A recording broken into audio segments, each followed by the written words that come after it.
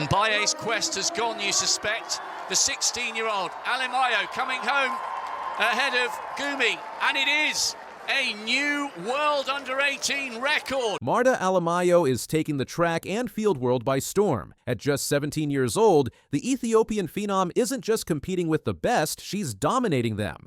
Race after race, she's leaving world-class runners in her wake and smashing records that once seemed untouchable.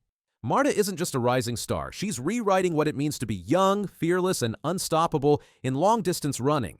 It all started when the world got a first real glimpse of Marta's raw dominance at the 2024 World Cross Country Championships in Serbia. Back then, she was only 15 years and 357 days old. But what she lacked in age, she made up for with sheer grit and a motor that just wouldn't quit. Competing against athletes up to 4 years older, Marta didn't just survive, she conquered. She blazed through the course to win the U20 individual title and helped Ethiopia clinch the team gold as well. This made her the youngest women's under-20 world cross-country champion of the 21st century, something not seen since Kenyan legend Rose Koski's win in 1997. But Marta was just getting started. 1 month later, in April 2024, she took her talents to the track. At the Kipkeino Classic in Nairobi, she ran the 5,000 meters in 15 minutes, 14.54 seconds, leaving her competitors in the dust. The time was more than impressive. It was a warning shot to the world. Marta wasn't just a cross-country phenom. She was about to become a terror on the track, too. By the time the World Athletics U20 Championships rolled around in August 2024, all eyes were on her. In Lima, Peru, Marta clinched a bronze medal in the 3,000-meter race. While she didn't walk away with gold, her podium finish confirmed one thing. Marta wasn't a one-hit wonder. She was consistent, dangerous, and still getting better. Then came the moment that truly put Marta Alemayo in a league of her own. On January 25th, 2025, at the Astana Indoor Meet in Kazakhstan, a gold-level event on the World Athletics Indoor Tour, Marta took the starting line for the women's 3,000 meters. She wasn't just racing the clock, she was chasing a record that had stood unbroken for over a decade, the World U18 Indoor 3,000-meter best, set by Gotitom Gebreselassie in 2012, was 8 minutes 46.01 seconds. That night, Marta destroyed it. Clocking in at a mind-blowing 8 minutes, 39.8 seconds, Marta shaved more than 6 seconds off the old record. And it wasn't just the time that amazed people, it was how she did it. Blocked on the inside by fellow Ethiopian Shito Gumi and veteran Aksumawit Mbai, Marta could have panicked. Instead, she showed composure far beyond her years, swinging wide on the outside and kicking hard in the final lap to surge past both runners. It was a tactical masterclass, executed with the confidence of a seasoned pro. And if you thought that was her peak, think again. Just 4 months later, in May 2025, Marta was back at it. This time at the prestigious Diamond League meet in Rabat, Morocco. This was no indoor race, it was outdoors, and the stakes were sky high. Once again, she lined up for the 3,000 meters, this time chasing the world U18 outdoor best, which had been untouched since 1993. Chinese runner Ma Ningning's 8:36.45 was the time to beat. Marta ran an 8 minutes 32.20. That's not just beating a record, that's obliterating it. A record that had lasted 32 years, erased in under 9 minutes by a teenager. The run also marked a personal best for Marta, firmly placing her among the fastest 3,000-meter runners in the world, regardless of age. And let's be clear, this wasn't a race filled with junior athletes. This was a senior-level, world-class field, and Marta didn't just hang, she dominated. By now, Marta Alemayo wasn't just an emerging star. She was a force to be reckoned with. Her resume read like something out of a sports fantasy. World U20 cross-country champion, World U20 team gold, World U20 3,000-meter bronze, Indoor 3,000 meters World U18 record holder, Outdoor 3,000 meters World U18 record holder, and all of it before her 18th birthday. So what's driving this quiet storm from Ethiopia? Part of it is legacy. Ethiopia has long been a powerhouse in long-distance running, producing legends like Tirunesh Dibaba, Meseret Defar, and Kenenisa Bekele. Marta Alemayo is the newest torchbearer of that tradition. But she's not just following in footsteps, she's forging her own path, faster and younger than most. The other part? It's something you can't teach. Call it instinct, call it ice-cold composure, or just sheer hunger. Whatever it is, Marta has it in spades, whether it's maneuvering through traffic in an indoor race or keeping pace with senior athletes on the global stage. She runs with a mix of strategy and savagery that you rarely see, even in seasoned pros. Her Astana win wasn't just a race, it was a statement. Against older athletes in a packed field, Marta didn't just win. She outsmarted and outpaced them. That moment when she found herself blocked, then surged outside for the win, that was a defining image of her career. A teenage girl refusing to be boxed in, literally and metaphorically. And the Rabat race, that was her graduation party. From the junior ranks straight into the upper echelons of elite athletics. Blowing past a 32-year-old record while competing in a Diamond League meet was Marta's way of saying, "I'm not the future, I'm the now." But what makes all of this even more compelling is how little we actually know about Marta outside the track. She's not flashy. She's not chasing the spotlight. Her focus is locked in, her path straight. In an age where many young athletes burn out from hype, Marta seems untouched by the noise. She's all about the run, and the results speak louder than any headline. What happens next is anyone's guess. With the 2025 World Championships and the 2028 Olympics on the horizon, Marta is poised to be a central figure in the distance running world. If her current trajectory continues, she could be rewriting more than just age group records. She could be coming for all-time lists. She's already shown she can hold her own against older athletes. She's proven she can thrive under pressure. And with every race, she's evolving. Faster splits, cleaner form, sharper tactics. It's not just that she's good for her age. She's just playing great. And here's something else to consider. Marta's journey is still in its early chapters. We've yet to see her tackle longer distances, like the 10,000 meter or even the half marathon. If her current development is any indicator, she could become a major threat in multiple events. Coaches and analysts around the world are watching closely, wondering just how far this prodigy can go. There's also the psychological edge. Marta's confidence isn't loud, but it's unshakable. She's mentally tough, able to stay calm in tight situations and execute her strategy under pressure. That kind of mental fortitude is rare, and often what separates good runners from legends. Even her training methods have drawn quiet intrigue. While specifics remain largely under wraps, those close to her camp describe a mix of high-altitude conditioning, traditional Ethiopian endurance work, and an intense focus on recovery and mental clarity. It's a holistic approach that seems to be paying off in every measurable way. In a sport where seconds define legends, Marta Alemayo is making every millisecond count. And as the world continues to watch, one thing is clear. This 17-year-old isn't just dominating the 3,000 meter, she's changing the game. And trust us, this is only the beginning.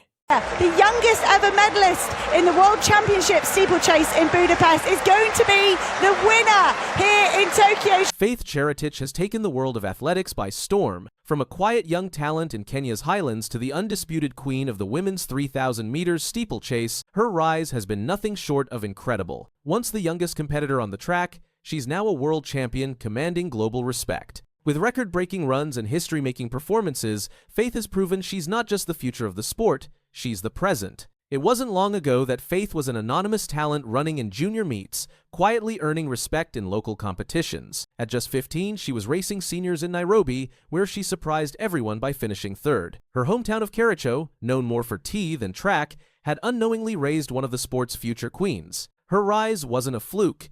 It was built on relentless training, sharp discipline, and the courage to challenge legends. By 17, Cherotich had already made waves at the World U20 Championships. She claimed bronze in Nairobi 2021 and returned the following year to upgrade to gold in Cali 2022. These early triumphs were just the beginning of what would become one of the most exciting climbs in recent steeplechase history. Her transition to senior level wasn't just smooth, it was historic. In 2022, as a teenager, she made the podium at the Wanda Diamond League final in Zurich, placing third in her event. That was her first major global spotlight moment, but it was in Budapest the following year that she truly made headlines. There, she took bronze at the World Championships, standing shoulder to shoulder with established giants in the sport. But it wasn't until the 2024 Diamond League final in Brussels that Faith Cherotich truly stunned the world. She ran a fearless race and pulled off an upset over Olympic champion Winfried Yavi, sealing her first diamond trophy with a blistering final lap. That victory was a message. Cherotich wasn't just here to compete. She was here to dominate. In 2025, her dominance only grew. Throughout the Diamond League season, Faith won 3 out of 4 road to the final races, taking commanding victories in Doha and Oslo, and only narrowly losing once to Yavi in Eugene. In each win, she went under the 9-minute mark, showcasing her consistency and speed. Her Oslo win came with a meeting record of 9:2:60, and in Paris, she posted a personal best of 8:53:37. All this momentum led to a highly anticipated rematch with Yavi at the Diamond League final in Zurich. Faith did not disappoint. She stormed to victory in 8:57:24, becoming a back-to-back Diamond League champion. With this performance, she not only secured her second Diamond Trophy, but also earned the Jesse Owens Rising Star Award. This prestigious award, named in honor of the 4-time Olympic gold medalist and presented by the Owens family and the Diamond League, recognized Faith as the best under 2-3 female athlete at the finals. Alongside Botswana's Letsile Tebogo, the male winner, Cheretich stood as a beacon of the sport's future. But the biggest moment of her career came in Tokyo at the 2025 World Athletics Championships. In a packed Japan National Stadium, she ran the race of her life. Staying just behind Yavi for most of the event, she launched a decisive move at the final water jump. While Yavi faltered slightly, Cheretich powered ahead, crossing the line in a championship record time of 8:51:59. It was a performance that captured everything about her rise: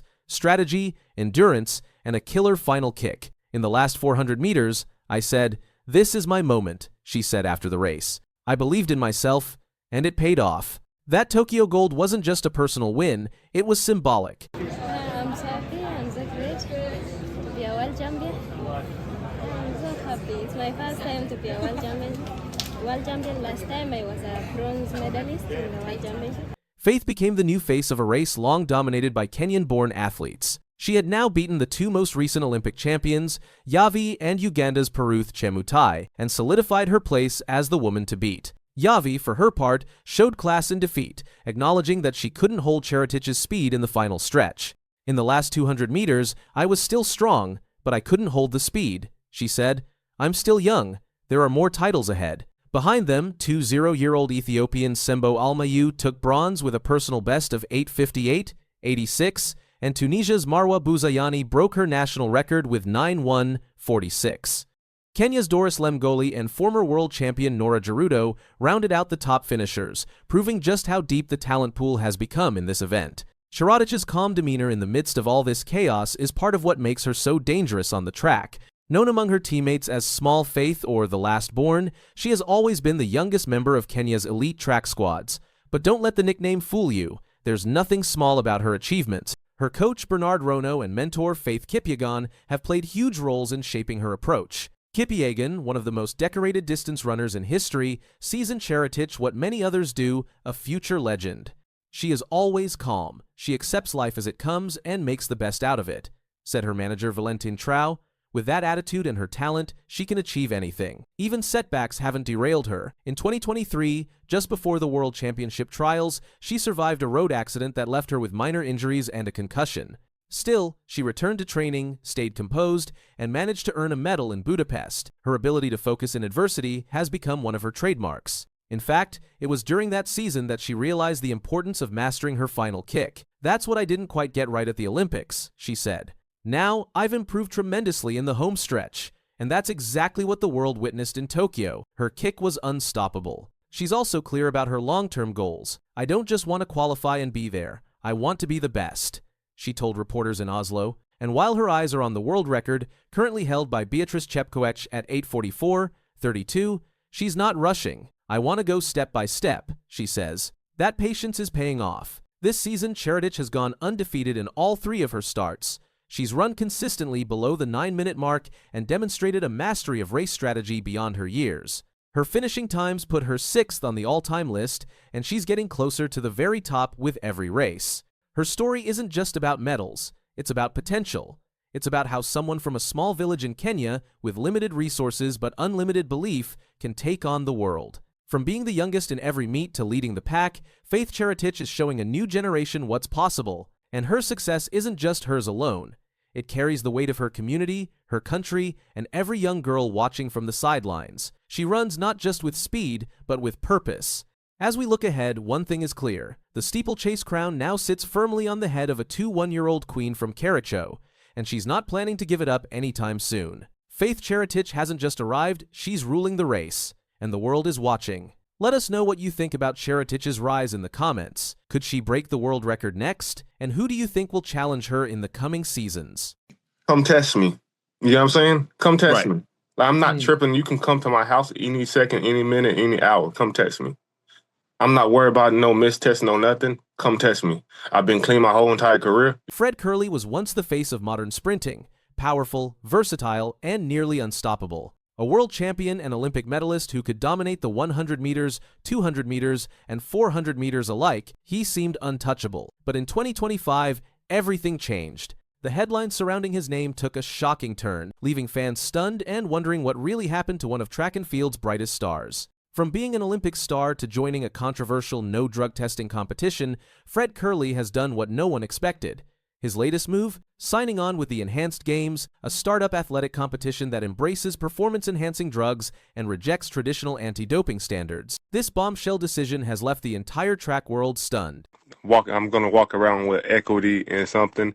When most of the guys go broke after the sport, I'll be in a good position. If my pocket got blessed and they taking care of me and protecting me, why wouldn't people want to join? Before this twist, Kerley had built a career that few could match.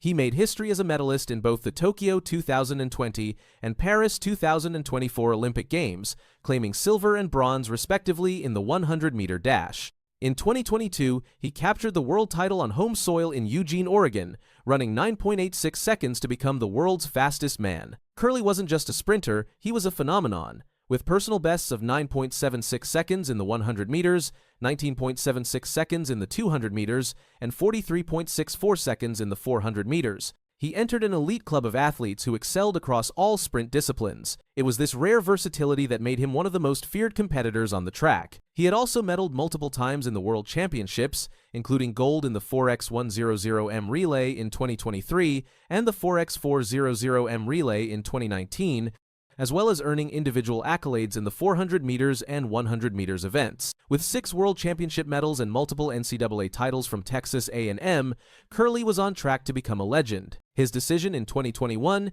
to shift focus from the 400 meters to shorter distances turned out to be a masterstroke. It not only revitalized his career but also positioned him as a top-tier 100 meters contender, allowing him to stand toe-to-toe with the likes of Noah Lyles and Christian Coleman. Many considered him a serious threat to Usain Bolt's legacy, but 2025 brought turbulence. In September 2025, the Athletics Integrity Unit, AIU, provisionally suspended Kerley for whereabouts failures, a violation that occurs when an athlete fails to provide accurate location information for out-of-competition drug testing. While not a direct doping violation, such suspensions raise serious questions. Kerley responded not with silence, but with defiance.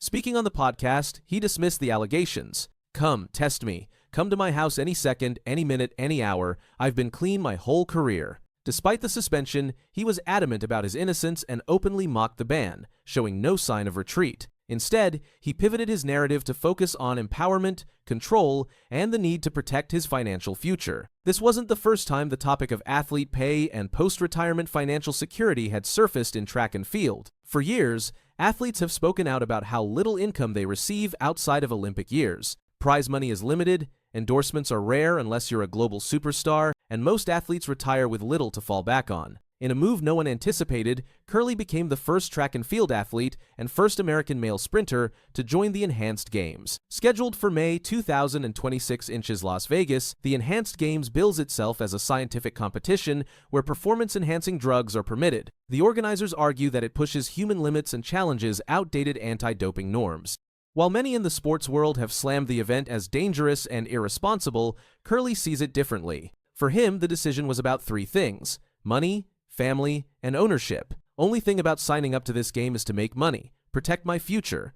Equity is everything. Ownership is everything for me.